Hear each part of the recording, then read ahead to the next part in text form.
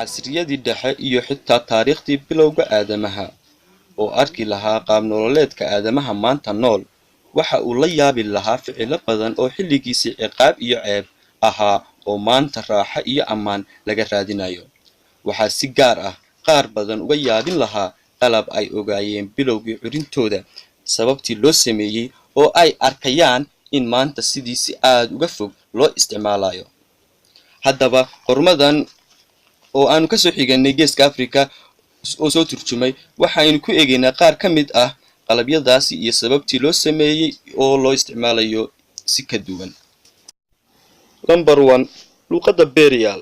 qisada farqoraalka dadka aan dareenka aragga qabin waxa ay ku bilaamatay markii hogaamiyihii Faransiiska ee Nobelin D. Bonaparte qaati ka joogsaday kororka dhimashada iyo dhaawaca ciidamadiisii faranta fadhiyay oo inta badan si gaar ah loo shiishi jiray marka ay habeenkii dabka shitaan si ay u akhriyaan fariimaha iyo dhambaalada uga yimaada hogaamiyeyaashooda sare ama u qoraan dhambaal degdeg ah. kadib waxa uu ka fikiray hab saraakiisha ciidankiisu ku akhriyaan karaan kuna qori karaan dhambaalada iyaga oo aan dab shidan. Nobelin waxa uu adeegsaday sarkaal lagu magacaabi jiray Charles Barbary oo uu ka dalbaday in uu fikir xal sahla in habeenkii la akhriyo qoraalada iyo qariiradaha loo qori karo iyada oo aan la shidan dab. Barbar waxa uu ikhtiraacay nidaam dhibco ka dhex muuqanaya waraaqda oo ah qoraal ku xardhan taasi oo markii qofka lagu tababaro kadib u sahlaysa in uu taabashada ku garto xaraf kasta kadibna sidaa ku akhriyo.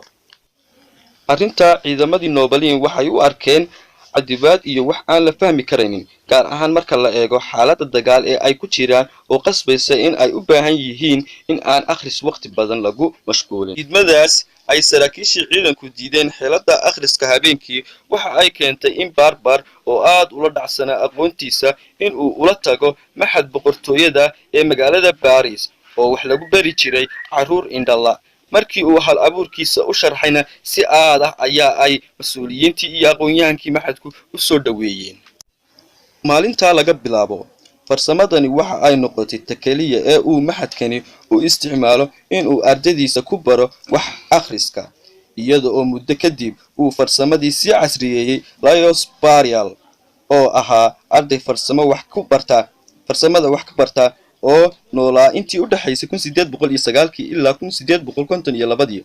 Berial ayaa isaga oo 3 jir ah indhabeelay kadib waxa uu hindisay casriyeynta farsamadan oo uu aad u fududeeyay una qurxiyay sida ay hadda tahay waana sababta luqadaas loogu bixiyay magaca ardayga wax ku bartay ee Berial. maanta cidina ma diidi karto muhiimadda ay luqaddu u leedahay nolosha dadka aragga naafada ka ah.